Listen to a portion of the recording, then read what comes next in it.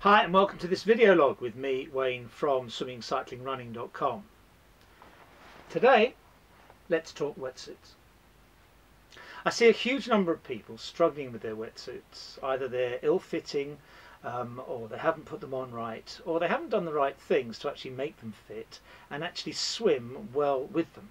Well, today we're going to bust some of those myths and hopefully help you in open water swimming in a wetsuit. There is a huge variety of wetsuit manufacture available. This is mine. That's an Xterra wetsuit. That's a Pro one, one below their top model. Perfectly happy with that. This was my son's wetsuit that was made to fit by Snug in the UK. And those are two ends, well, not quite two ends, but two different kinds of wetsuit. This one's made effectively off the peg, and you can adjust it to fit. Whereas this one, if it doesn't fit, they'll actually redo the seams and everything else and actually make it fit. But you can do a lot to your wetsuits, even if you buy the cheapest one. And believe me, the cheapest one nowadays is actually much better than the cheapest one when I was starting triathlon. So my wetsuit can be considered middle of the range, and in reality middle cost too. But most wetsuits have one thing in common. They have flexible panels and they have inflexible panels. You can see I can't stretch that very well, but on the shoulders I can really stretch it. And you do want flexibility, especially at places like under the arm and top of the arm, and even on the bottom panel of the arm here. You want stretchability because you don't want anything to restrict the movement of your arm. Anything that does is actually going to make you more tired. Anything that makes you more tired is going to make you actually slower. And so that's going to affect your swim and the time you're going to do in your triathlon. Now, people are very concerned about doing anything to their wetsuits, but I think a pair of these are hugely important, a pair of scissors, because you actually want to cut the wetsuit up the arms and legs so they fit you. And you can do that. Let me show you something. All wetsuits are made with a sticky part over the seams, a certain amount up the arms and legs, and you can cut away at that right to the top of that area that's covered, because the seam then won't fray and open. So if the arms are too long or the legs are too long, out come your trusty scissors, cut away, you're perfectly safe, and you'll be moving it up your arm where you can easily get it over your hand. Legs, even more important. You want to cut your legs so that you can easily get the wetsuit over your leg when you're in transition. There's nothing worse than having to get down and actually finger out your ankle from a wetsuit. Because one thing we need to talk about seriously when we're talking about wetsuits is lubrication. Now, I use this, which is Sports Shield, which is a silicone lubricant, and the silicone lubricant only comes off when you actually wash it with soap. So if you wash it away with soap it goes, but otherwise it's still there. A lot of people use the petroleum-based lubricants in the stick, around their neck, etc., which tends to wear off as you go through a swim. It just washes off with normal water. It also, slowly but surely, affects the wetsuit and degrades the rubber.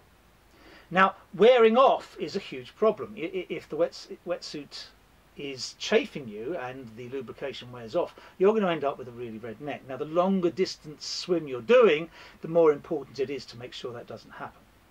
But there's another area of lubrication, or two areas of lubrication, that I think are sorely missed in triathlon and not used enough.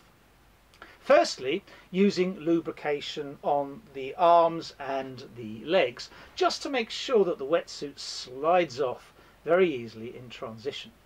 There's nothing worse being in transition and trying to get off your wetsuit or having to sit down whilst you're doing it.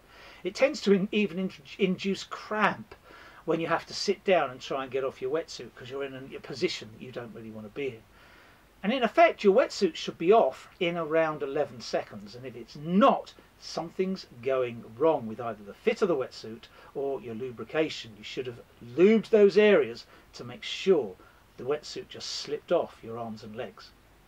However, there's one hugely important part of lubrication that people miss, and that is lubricating places like your shoulder and your underarm just to make sure the wetsuit slides over your arm as easily as possible. Now, a wetsuit constricts the chest and it constricts the arms if it's not fitting properly. Making sure that that glides forward means you're not going to be fighting the wetsuit. Fighting the wetsuit takes energy. Energy is a thing you really need to preserve in triathlon, so wasting it is just silly. Also, when you're spending that energy, you're getting more tired. As you get more tired, you actually get slower. So not lubricating things like your shoulder and just the underarm there means you're actually going to have a slower swim than you possibly could otherwise. Alright, so now we want to talk about wetsuit fit. So here I am in my Jetstream Triathlon Tri-Club tri-suit, and you can see the tri-suit leaves your shoulders completely free. So the lubrication that you lube there and just under the arm there can actually really help ease your arms as you swim.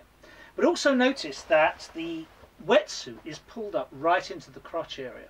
There's nothing worse, well, for me anyway, than seeing someone with a low crotch, because it means your body is stretched.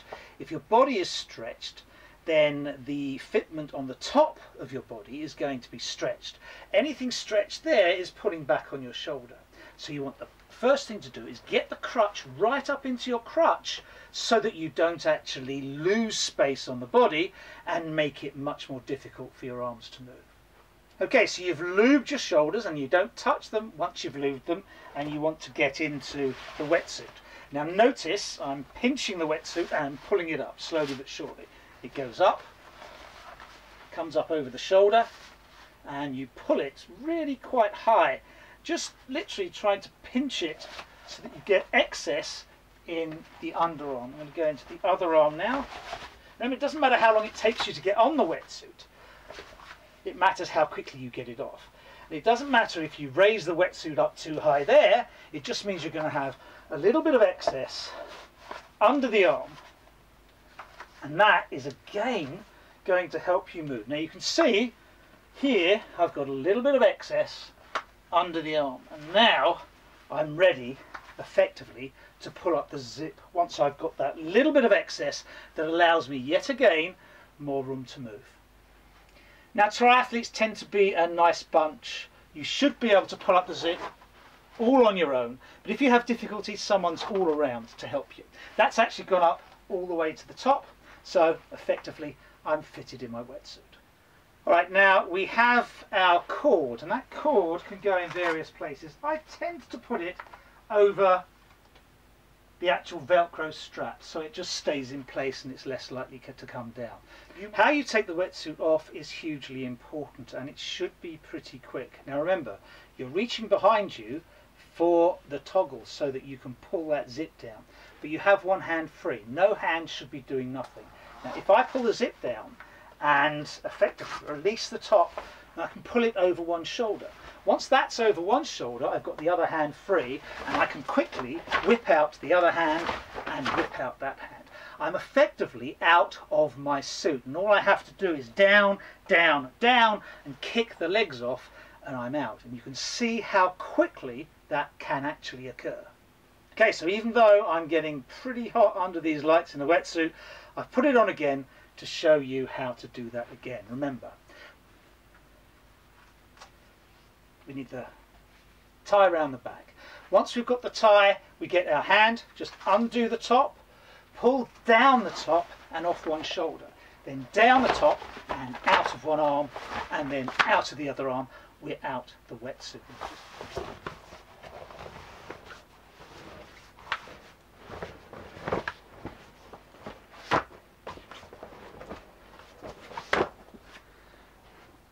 So as you saw, when you want the wetsuit off your legs, it's down, down, down with both arms as far as you can go. Then it's lift the leg across, step on the leg and kick out. Again, with the other leg, lift the leg across, so you're trying to get it off the leg, step on the leg as far as you can and kick out. And it's that easy to get a wetsuit off. As I say, you should be out of a wetsuit certainly in under 15 seconds. But if you're good at it, you should be out of it in about 11 seconds. So the key points of wetsuit use. Firstly, make sure the wetsuit fits. And I mean in terms of its length up the arm and length up the leg. Notice I didn't have the legs right down to my ankles. If you do, likely as not, the hole is too small to easily get over your ankle and your heel. You need to just cut it up, as I've shown you, anywhere where the double taping is of the seam, and you'll be safe. Secondly, make sure you lube the right areas. That is round your neck for lubricating against chafing, and it's for your legs if you wish, so you can get it off your legs easy. But more importantly are your shoulders and just the underarm bit in a tri-suit, so that you can easily ease out with lubrication instead of being slightly caught. It's also going to ease your breathing slightly, so that'll help you there too. The fit of the wetsuit. Make sure you've got the wetsuit right up into your crotch area so that you don't have to elongate the body and therefore really make your arm tight on the top end. When you do put your arms in, make sure again you don't go down to the end, but you pull it up a little bit so that you've got excess to actually go in under the arm and pull it up over your shoulder. Then a little bit of excess underneath the arm ensures that you have enough room to actually move your arms successfully, and more importantly without tiring you and therefore slowing you down in the swim. In getting the wetsuit off, you want both hands to be working at the same time. You grab the pulley. As you're pulling down, you take off one shoulder. You can't get that right over the arm, so the other arm comes round and you whip one arm out. You then whip the other arm out. It's 1, 2, 3 down with both hands on both legs as far as you can. Then it's kick the leg, step to one side, tread on it, kick the leg out. Again, other one, kick the leg out to the side, step on it, kick the leg out, and you should be out of your wetsuit in really good time. Okay, so hopefully this has helped you. We're right in race season, and if we can take a short time off all of your triathlons, that will have been worth it. Certainly we want to get you through the swim much easier and with much less effort, and in and out of that wetsuit both correctly and speedily. Okay, that's it for this week. Thanks very much indeed for watching. Hopefully that's been useful to you. Remember, like and subscribe, and we'll keep it coming. Thanks very much indeed.